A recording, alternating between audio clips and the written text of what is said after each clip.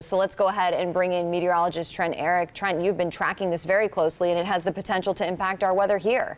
Yeah, absolutely. Parts of the Florida Panhandle already waking up with a tornado watch box. This is the third morning in a row now that we have had a tornado watch box in place, and it's all because of a very strong cold front that's going to continue to march off towards the east. That tornado watch box is right there along I-10. We'll talk more about it in a moment, but I want to get you out the door because we've got changes. Your morning commute, fine. The evening commute home could be a little tricky. We're going to start things off dry as that cold front's going to take some time to get here. Ahead of it, we do have a few showers popping up there in the middle and upper Keys, but we are dry. But you can see the heavy showers and storms just off the coast here of the Big Bend area. And there's that tornado watch box from Tallahassee to Valdosta, which is in place until 9 o'clock this morning. We're waking up way above our average of 58. We're sitting at 73 degrees right now out at Pagefield, 71 Naples with upper 60s inland. And you can see this is an 8 to 10 degree jump from yesterday. So we're very warm. That's anticipated ahead of the front. It's also very humid. You'll feel the stickiness when you step outside.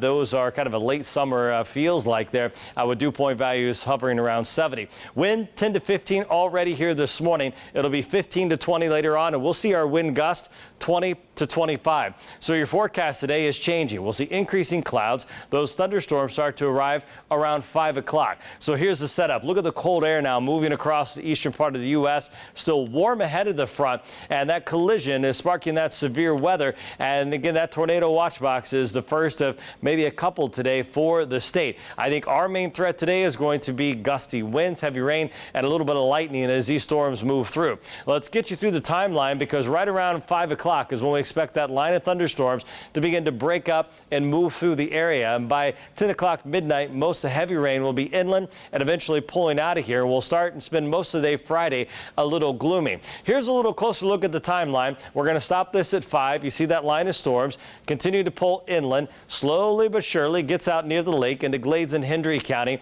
and then it continues to move inland there with heavy rain between Naples, Immokalee, and Clewiston. And then you can see we wake up with cloudy skies here early on Friday, but as the day progresses, we do expect a little bit of sunshine. Storms Prediction Center will update this map here in roughly about 2 hours, but right now, southwest Florida under a marginal to slight risk of severe weather.